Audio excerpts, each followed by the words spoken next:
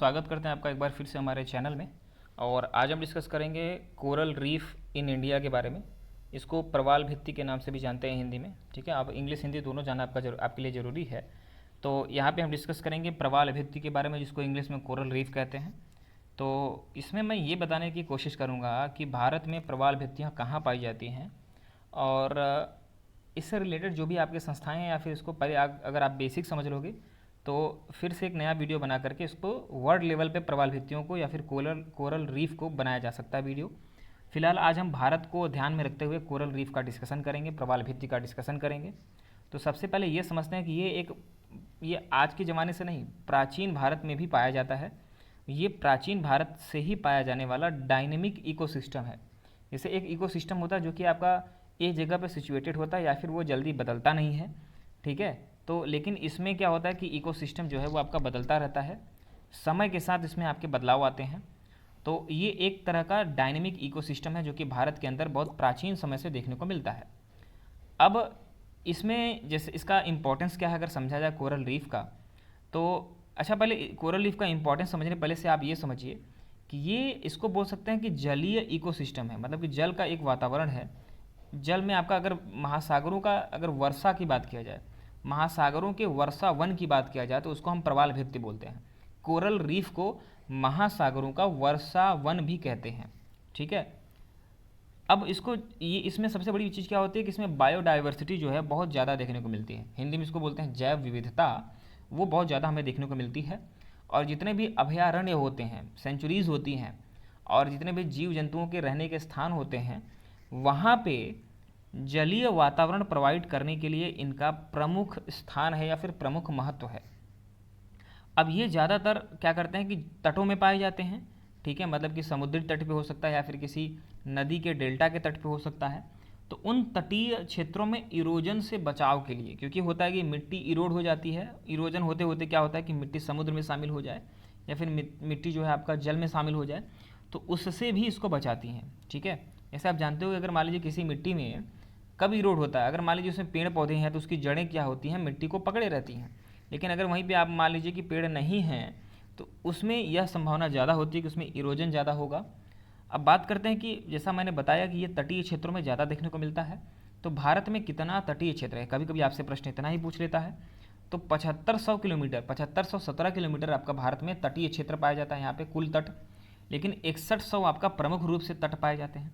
6100 का मतलब क्या हुआ, अगर अंडमान निकोबार के तटों को छोड़ दिया जाए, और इसी तरीके से गुजरात में जो आपका दमन दीव वगैरह है उनके तटों को छोड़ दिया जाए, इसी तरीके से आपका अरब सागर में जो आपका लक्षद्वीप है उनके तटों को, उनके द्वीप के तटों को छोड़ दिया जाए, तो हमारे पास ओवरऑल 6100 मतलब 6100 किलोमीटर लंबी तट रेखा हमें दिखाई देती है। अंडमान निकोबार, मन्नार और कच्छ के जो है आपका, उन सब चीज़ों का मैंने छोड़ा तो बात करते हैं। अब समझते हैं कि जैसे या फिर पाक जल संधि को छोड़ दिया जाए तो वहाँ पे हमें फ्रिंजिंग टाइप ऑफ रीफ मिलती है। अच्छा, कोरल रीफ के कई टाइप होते हैं। मैंने कहा ना कि अगर मैं इंटरनेशनल लेवल पे बात करूँगा तो कोरल रीफ के कितने टाइप होते हैं, उन सभी टाइप का डिटेल में डिस्कशन करेंगे। लेकिन भारत में किस टाइप की कोरल रीफ या प्रवाल भित्ति ज़्यादा पाई जाती है, तो आप ध्यान रखिएगा, fringing type of coral reef जो है वो भारत में ज़्यादा पाई जाती है, बजाय मतलब कि ऐसे क्षेत्र जहाँ पर नहीं पाए जाते उनका नाम मैं बता देता हूँ। अंडमान निकोबार, मन्नार, कच्छ और पाक जल संधि, स्ट्रेट और लक्षद्वीप, यहाँ पे आपका नहीं देखने को मिलता है कोरल मतलब fringing type of coral reef. बाकी पूरे इंडिया में जितने भी जगह पे आपका कोरल रीफ पाई जाती है उसमें फ्रिंजिंग टाइप ही कोरल रीफ पाई जाती है, ठीक है।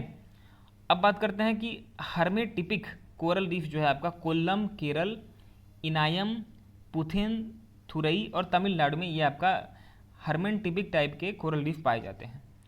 अब इसको कौन सा मंत्रालय है जो इसको डील करता है कोरल रीफ को, तो पर्यावरण, वन और जलवायु परिवर्तन मंत्रालय, क्लाइमेट चेंज, मतलब कि environment, forest and climate change जो मिनिस्ट्री है उसके अंतर्गत इसको कोरल रीफ को देखा जाता है। इसमें कोई रेगुलेटिंग बॉडी है क्या? हाँ है। 1991 में 1991 में कोस्टल रेगुलेशन जोन CRZ की स्थापना की गई थी। इसके बारे में मैं कभी अलग से वीडियो बना दूंगा, अगर आप कमेंट करते हो तो। वो तो कोस्टल रेगुलेशन जो जोन है उसको 1991 में बनाया गया था। ये क्या करता है कि जितने भी जलीय संसाधन होते हैं, मतलब जितने भी मराइन आपके मरीन जो आपका रिसोर्सेज हैं, उनको कंट्रोल करने के लिए या फिर उनको रेगुलेट करने के लिए एक बॉडी है जिसका नाम है CRZ। और CRZ में कई पॉइंट्स हैं, सब पॉइंट्स हैं। इसमें कोरल रीफ को फर्स्ट पॉइंट पे रखा गया, मतलब कि कोरल रीफ जो है CRZ के फर्स्ट क्लॉज में देखने को मिलता है। अब अंडमान निकोबार की बात करें या फिर कच्छ खाड़ी की बात करें तो उसमें आपका फ्रिंजिंग रीफ जो है वो आपका देखने को मिलती है। और जो कच्छ की खाड़ी है उसमें आपका मरीन नेशनल पार्क भी देखने को मिलता है। क्या देखने को मिलता है? Marine national park. अब मन्नार की खाड़ी की बात करें तो उसमें आपका फ्रिंजिंग रीफ जो है वो 21 द्वीपों में देखने को मिलता है। रामेश्वरम नॉर्थ से स्टार्ट होकर के तूतीकोरिन साउथ में यहाँ पे ढेर सारे अलग अलग छोटे छोटे द्वीप पाए जाते हैं। वहाँ पे हमें कोरल रीफ की डाइवर्सिटी देखने को मिलती है। अब मन्नार की खाड़ी में बात किया जाए तो गल्फ ऑफ मन्नार जो है, gulf of Mannar biosphere reserve वहाँ पे हमें देखने को मिलता है। यहाँ पे हम बायोस्फीयर रिजर्व बना के रखे हुए हैं, ठीक है, क्योंकि ताकि हम इसको रिस्टोर कर सकें, कोरल रीफ को हम रिस्टोर कर सकें, ठीक है। जितने भी जलीय आपके पेड़ पौधे हैं, फ्लोरा एंड फौना हैं, उनको रिस्टोर करने के लिए बायोस्फीयर रिजर्व बनाया गया है गल्फ ऑफ मन्नार में। कभी क्या आपसे पूछ सकता है कि गल्फ ऑफ मन्नार कहाँ पे है, ठीक है। अब लक्षद्वीप की बात करें तो उसमें 36 द्वीपों पे आपका कोरल रीफ देखने को मिलती है। तरकारली, मालवान, महाराष्ट्र, इसमें छोटे छोटे आपके स्मॉल रीफ देखने को मिलती है। इसी तरीके से महाराष्ट्र में कुछ और भी क्षेत्र हैं। इसी तरीके से आपके गुजरात में खंभाट की खाड़ी के आसपास, और अंग्रिया विजयदुर्ग महाराष्ट्र में, नेत्रानी कर्नाटक में, और शेल जो रीफ है वो आपका कच्छ घाटी में देखने को मिलती है। चंद्रभागा और रामछाड़ी में भी आपका कोणार्क उड़ीसा में देखने को मिलता है हमें कोरल रीफ। तो ये कुछ इंपॉर्टेंट चीज़ें हो गई जो कि आपको हमने यहाँ पे कोरल रीफ के बारे में डिस्कस किया। कितने टाइप के होते हैं, पूरे वर्ल्ड में कहाँ कहाँ पे पाए जाते हैं, उसका डिस्कशन हम किसी और दिन करेंगे। फिलहाल इस तरह की चीज़ों को जानने के बाद आपको कुछ प्रश्न हम जो हमेशा जानना चाहिए कि कैसे प्रश्न हमसे पूछे जाते हैं।